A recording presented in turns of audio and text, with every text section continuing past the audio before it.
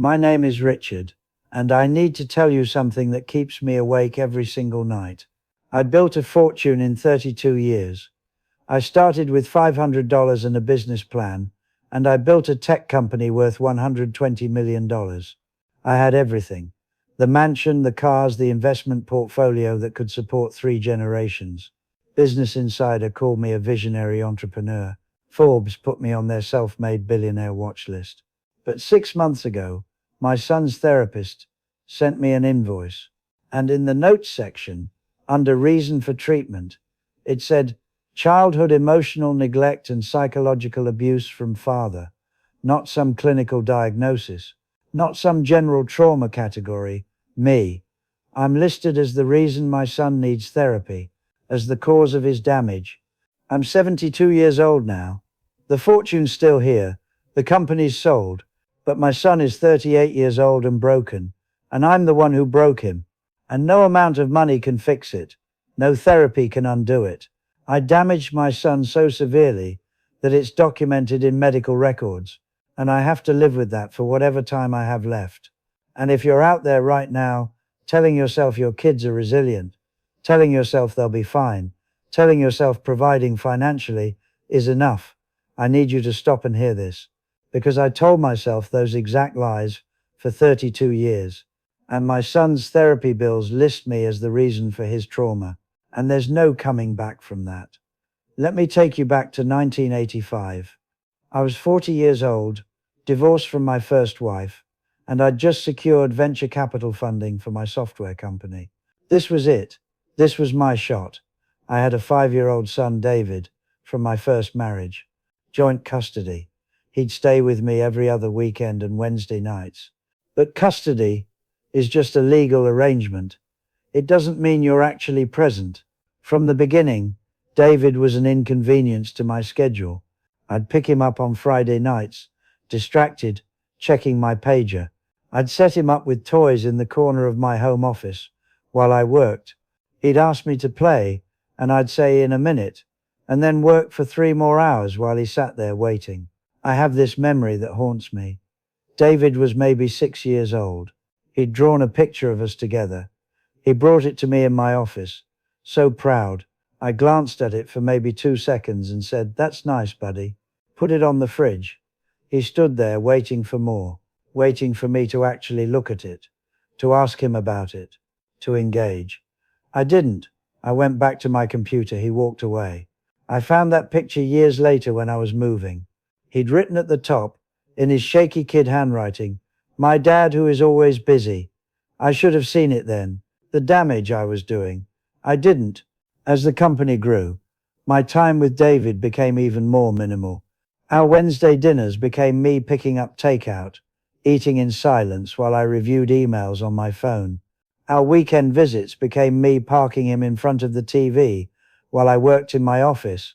When he'd try to talk to me about school, his friends, his life, I'd give him half attention. That's nice, okay. Never actually listening, never actually caring. He learned quickly that I wasn't interested.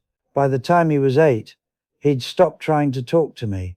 He'd come to my house, go straight to his room, play alone. I told myself he was independent, self-sufficient.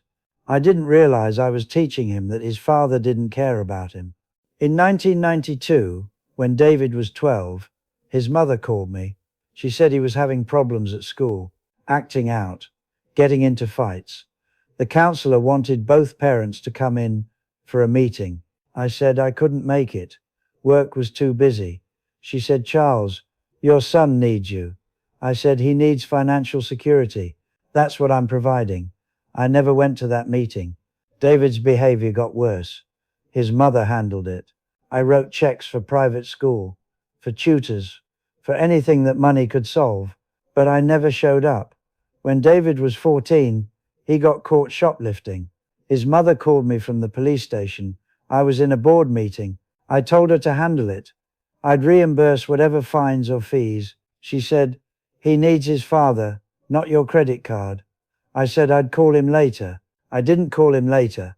I told myself teenage boys act out. It's normal. He'd be fine. He wasn't fine. By 16, David was seeing a therapist. His mother told me. I asked how much it cost. Said I'd cover it. She said, "Do you even want to know why he needs therapy?" I said, "Teenagers are dramatic. He'll grow out of it." I never asked what the therapy was for. Never asked how he was doing. Never showed any interest in his mental health beyond writing the checks. David graduated high school in 1998. Barely. His grades were terrible. He'd been suspended twice. He had no friends. His mother begged me to talk to him, to be involved. I said I'd take him to dinner. That dinner was a disaster. I spent the entire time on my phone with investors. David sat across from me, silent, eating his food. When I finally put the phone down and asked how he was, he just looked at me with these dead eyes and said, "Why do you even pretend to care?" I got defensive. I said I did care. I was paying for everything, wasn't I? He said, "You pay for things. You don't care about me. There's a difference." Then he got up and walked out, left me sitting there alone. I told myself he was being a moody teenager. I didn't see that I'd spent 13 years showing him that he didn't matter to me. David went to community college, dropped out after a year, moved through a series of jobs, apartments, relationships, all failing.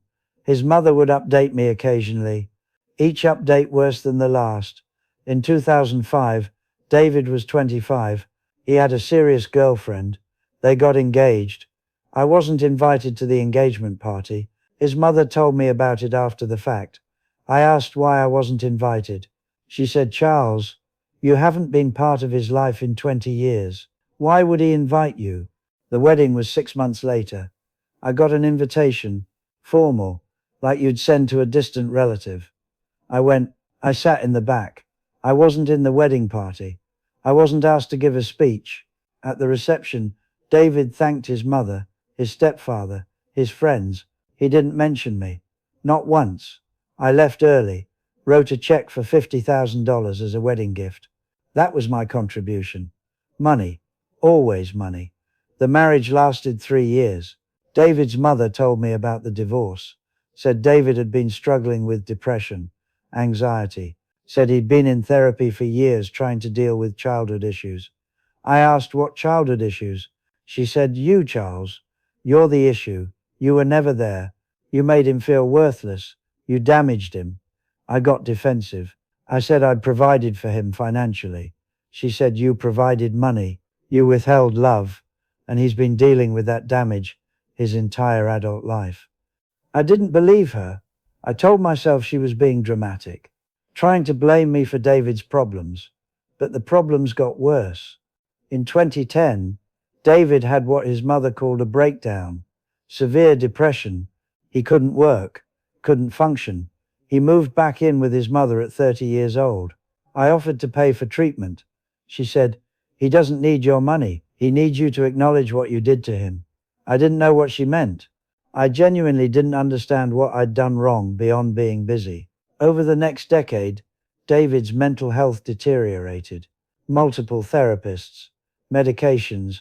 He couldn't hold jobs, couldn't maintain relationships. His mother said he had severe attachment issues, depression, anxiety, all stemming from childhood emotional neglect. I still didn't connect it to me. I told myself mental health issues run in families. It wasn't my fault.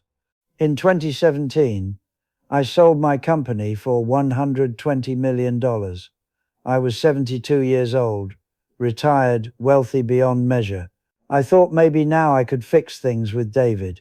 I called him, asked if we could have dinner, talk. He agreed. We met at a restaurant. He looked terrible, thin, exhausted, defeated. I tried to make small talk. He barely responded. Finally, I asked him, "What can I do? How can I help you?" He looked at me with such pain and said, "You can't. You broke something in me when I was a kid, and it can't be fixed. I've been in therapy for 15 years trying to process what you did, or more accurately, what you didn't do." I asked what he meant. He said, "You were never there. Not emotionally, not mentally. I spent my entire childhood trying to get your attention, your approval, anything. And you gave me nothing. You made me feel like I didn't matter, like I was a burden. Do you know what that does to a kid? I tried to defend myself. I said I was working for his future. He laughed. Actually laughed. He said, "My future? I don't have a future. I can't hold relationships because I don't believe anyone could actually love me. I can't keep jobs because I have crippling anxiety about never being good enough. I can barely function some days because of the depression. You didn't build my future, you destroyed it." I didn't know what to say. He continued, "Every therapist I've had asks about my childhood, about my relationship with my parents. And every single one, when I describe you, says the same thing. That's emotional neglect. That's psychological abuse. You, Dad, you're the reason I'm broken." He left after that. I sat in that restaurant for an hour, alone, trying to process what he'd said. Over the next few years, I tried to reach out. David wouldn't see me. His mother said he was getting more intensive therapy, that he'd finally been diagnosed with complex PTSD from childhood trauma. From me. 6 months ago, I got a call from David's therapist billing department. There was an issue with a payment. They sent me the invoice to sort it out. I opened it. Standard therapy invoice. Patient name David Morrison. Date of service. Duration. Cost. Then I saw the notes section. Under reason for treatment, it said childhood emotional neglect and psychological abuse from father, complex PTSD, attachment disorder, depression and anxiety stemming from paternal abandonment, and emotional unavailability. I read it 3 times.